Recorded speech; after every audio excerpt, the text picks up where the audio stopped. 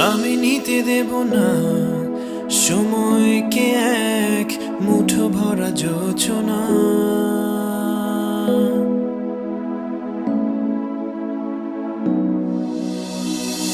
চারটা যতই দূরের হোক না, ছুতে আমি চাই না।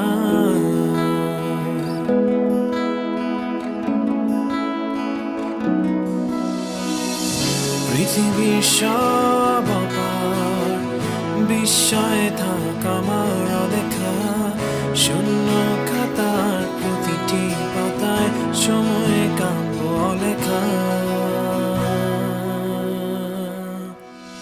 আমি